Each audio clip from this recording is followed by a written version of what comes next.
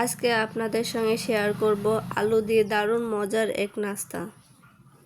এটি সকালে অথবা বিকেলে চায়ের সাথে খেতে পারেন। আর এটি তৈরি করা খুবই সহজ। চলুন দেখে আসি আজকের রেসিপি। আসসালামু আলাইকুম, কেমন আছেন সবাই? আশা করি খুব ভালো আছেন। প্রথমেই এখানে আমি নিয়ে নিলাম 1 কাপ আটা আর দিয়ে দিলাম সামান্য পরিমাণের লবণ। এটাকে দিয়ে একটু মেখে নেব। এখন এখানে নরমাল পানি দিয়ে একটা ডো মেখে নেব। এখানে অল্প অল্প পানি দিব আর একটা ডো মেখে নেব। ডোটা করা হয়ে গেছে। এখন এটাকে 5 মিনিটের জন্য রেস্টে রেখে দেব। এইখানে আমি 5টি আলু সিদ্ধ করে নিয়েছিলাম। আলুটাকে আমি গ্রেটার দিয়ে গ্রেট করে নিয়েছি। এখন আমি এটাকে একটু হালকা ভেজে নেব। প্রথমে এইখানে আমি সামান্য পরিমাণে তেল গরম হয়ে গেলে দিয়ে দিলাম পেঁয়াজ কুচি। তা পেঁয়াজটা দিয়ে আমি এইখানে সামান্য পরিমাণে লাল মরিচের গুঁড়া আর সামান্য হলুদ দিয়ে এটাকে আমি ভেজে নিয়েছিলাম। তার ভিতরে দিয়ে দিলাম আলু দেওয়া হয়ে গেলে এখানে ধনিয়ার গুঁড়ো, জিরার গুঁড়ো দিয়ে দিলাম। দিয়ে আমি কিছুক্ষণ এটাকে ভেজে নেব।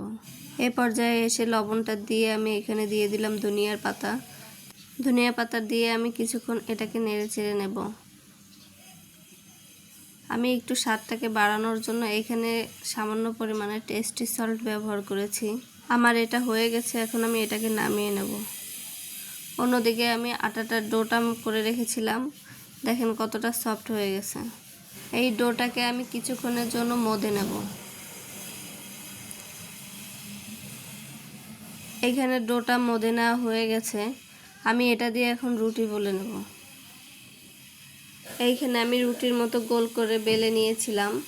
তারপরে আমি চারপাশ থেকে আমি সমান করে কেটে নিয়েছি। কেটে নেওয়া হয়ে গেলে আমি এখানে আগে থেকে যে আলুটাকে ভেজে রেখেছিলাম সেই আলুটা দিয়ে দিলাম। একটু মোটা করে দিতে হবে। মোটা করে দিয়ে মেইন পার্ট হচ্ছে এই ভাঁজটা দেওয়া। আমি এইভাবে করে সুন্দর করে ভাঁজটা দিয়ে দিচ্ছি।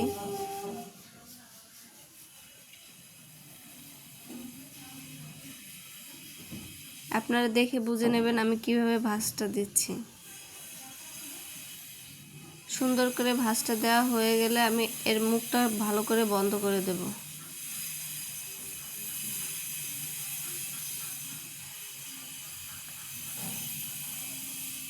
মুখটা আমি ভালো করে বন্ধ করে এর মাঝ বরাবর থেকে আমি কেটে নেব। একটা থেকে এখানে 2টা রোলের মতো হবে। আমি সুন্দর করে একটা চাকু দিয়ে এটাকে আমি কেটে নিচ্ছি। এখানে কাটা হয়ে গেলে আমি এটাকে ভালো করে এইভাবে ভাঁজ দিয়ে নেব। আপনারা দেখে বুঝে নেবেন আমি কিভাবে ভাঁজ দিচ্ছি। সুন্দর করে ভাঁজ দিয়ে একটা আমার হয়ে গেল। দেখেন এটা দেখতে কত সুন্দর লাগছে। আমি আরেকটা আপনাদের বোঝার সুবিধার্থে আমি এখানে বানিয়ে নিচ্ছি। মুখটা এখানে সামান্য পরিমাণের পানি দিয়ে মুখটা বন্ধ করে দিতে হবে। আমার ভিডিওগুলো যদি আপনাদের কাছে একটু হলেও ভালো লেগে থাকে প্লিজ আমার চ্যানেলটা সবাই সাবস্ক্রাইব করে দেবেন। এইভাবে করে আমি সবগুলো রোল একইভাবে বানিয়ে নেব। আমি সবগুলো একইভাবে বানিয়ে নিয়েছি। এখানে আমি রোলগুলোর উপরে সামান্য পরিমাণে পানি দিয়ে ভিজিয়ে তিল আর কালো জিরা দিয়ে দেব। এটা দেখার সৌন্দর্যের জন্য না দিলেও কোনো সমস্যা নাই। আমি সবগুলো এভাবে দিয়ে নিয়েছি। অন্যদিকে একটা কড়াইতে তেল গরম করতে বসিয়েছি। এখানে তেলটা গরম করা হয়ে গেছে। আমি এখন একটা একটা করে এগুলো দিয়ে দেব। আমার ভিডিওগুলো আপনাদের কাছে একটু হলেও যদি ভালো লেগে থাকে আমার চ্যানেলটা প্লিজ সাবস্ক্রাইব করে দিবেন। কথা বলতে বলতে আমার এক পাশ ভাজা হয়ে গেছে। আমি এখন উল্টে দেব। চুলোর আঁচটা মিডিয়াম টু লোর মাঝামাঝি রেখে এগুলোকে ভেজে নিতে হবে। এভাবে করে আমি 2 থেকে 3 বার উল্টে পাল্টে এগুলোকে ভেজে নেব। আলুর এই নাস্তা ভাজা হতে বেশি সময় লাগে না। 3 থেকে 4 মিনিট সময় লাগছে আমার এক এক ব্যাচ ভাজা হতে। এগুলো আমার হয়ে গেছে, আমি সবগুলো নামিয়ে নেব। দেখুন কত সুন্দর লাগছে এগুলো শুধু দেখতে সুন্দর লাগছে এমনটি নয়, এটি খেতেও অনেক মজা হয়েছিল। আমি আপনাদের একটা ভেঙে দেখাচ্ছি। এটা কিন্তু উপরেও ক্রিসপি ভিতরেও ক্রিসপি। বিকালে 1 কাপ চায়ের সঙ্গে খেতে কিন্তু অসাধারণ। আপনারা এখানে যে কোনো চাটনির সাথে পরিবেশন করতে পারেন। তো সবাই ভালো থাকেন, সুস্থ থাকেন। আল্লাহ হাফেজ।